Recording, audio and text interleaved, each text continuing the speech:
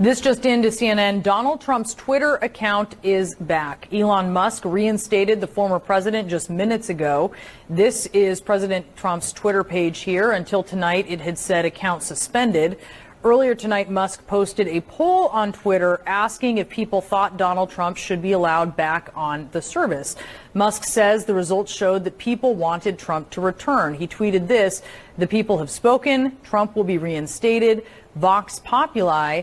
Vox Dei," which is CNN and the legacy media get absolutely triggered over President Trump's reinstatement on Twitter. But we're going to find out that that's just the tip of the iceberg. The legacy media is absolutely panicked over what Elon Musk is doing, and it all goes way beyond Donald Trump. You are not going to want to miss this. The one-time largest Twitter feed in the world has officially been restored. Elon Musk made the announcement after posting an online poll asking Twitter users if he should reinstate President Trump. The yeses won out 52-48, and Trump's 22-month account suspension was officially lifted. And the borderline illiterates over at CNN wasted absolutely no time in spewing out their panicked absurdities that substitute for actual analysis. It's not his game. He doesn't care. There's no board to check him. No. There's no share price to check him. There's a desperation aspect of this to me. It seems really desperate, or as we say in the vernacular now, thirsty. Because we, as Caitlin mentioned, this provocative image that he tweeted about, I think it was a Jesus, and there's someone tempting Jesus, a woman, and I can hear you guys talking around. This is a sexualized image, right, that he's posting, and I think it's a really good example of the thirst thing you're talking about, which is look at me, eyes on this. Advertisers, look, eyes are still on this. Stay with me by any means necessary. Yeah, I can tell you who's desperate, all right. We all know who's thirsty for viewers, and that's CNN, most especially Don Lemon, who just got relocated to CNN's basement because his ratings were so bad. I mean, this is just funny.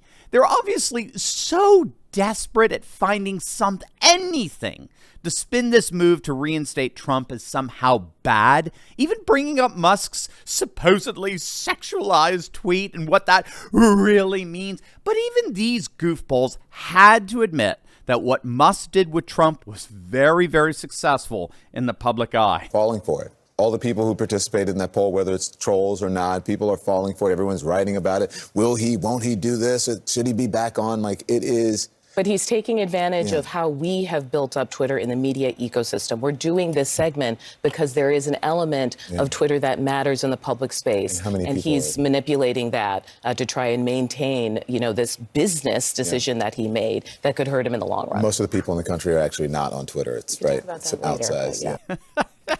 Yeah, and the supermajority are sure as hell not watching CNN. How's CNN Plus doing?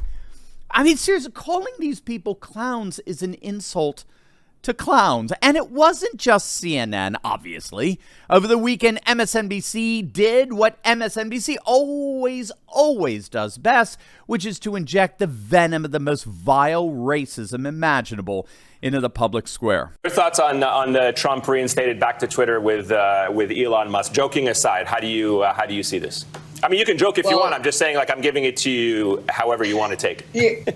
And I will give it back straight, which is that I'm absolutely disgusted. But what else do we expect from very white, privileged, cis, hetero men protecting each other? Because we always mistake wealth and inheritance for genius. So, yay, Elon Musk gets what he wants, his buddy back on the air, in order to finish burning down democracy while he finishes burning down the town square.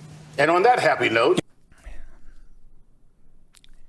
how anyone could take that network seriously is literally beyond me. Well, I mean, what you just heard there is but a sampling of the vile racism that's literally commonplace at MSNBC today. Again, how anyone can treat what is so obviously rank leftist propaganda as anything other than the Marxist garbage that it is. I mean, MSNBC reporting facts is akin to Philip Morris, Marlboro cigarettes reporting scientific health data.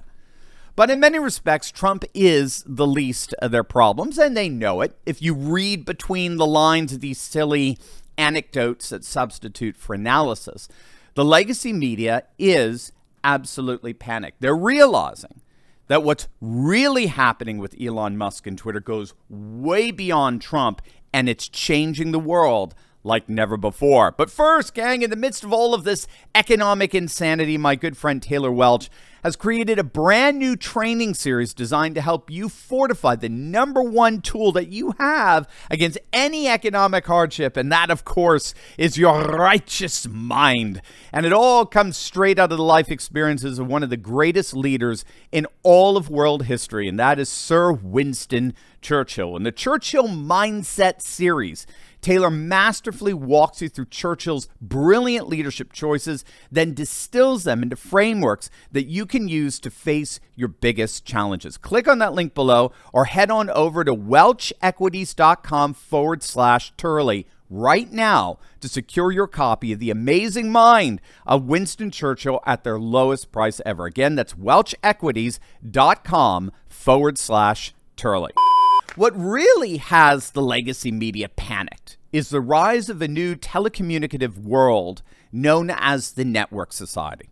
Our world is going through a massive transition right now. We're rapidly moving away from what scholars called mass society, which is where social life was in the 19th and 20th century, organized around the big cities and metropolitan urban areas. That's the world that big media was born in. The New York Times, the LA Times, the Washington Post, the Chicago Tribune, and all the major television centers from NBC, ABC, CBS, they were all broadcasting from the major cosmopolitan centers in our nation and indeed in the world. And as such, not only was the news coverage tainted by the liberal values of cosmopolitan globalism, but the major news outlets together held a collective monopoly over the kind of information that we had access to.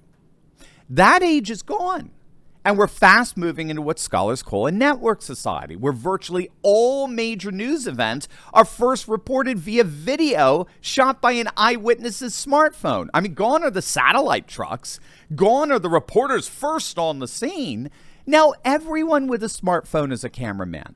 Now everyone with a social media platform is a pundit. And in such a world, information is radically decentralized from the legacy news media outlets and dispersed among the masses. It's technically known as the democratization of knowledge and information.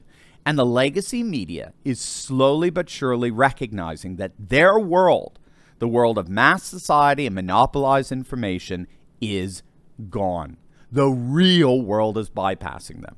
And this is what Musk is ultimately doing here. He's restoring knowledge and information to the people and bypassing the legacy media gatekeepers who no longer have a monopoly on what constitutes as legitimate information. And as you can see, they only have themselves to blame for it all.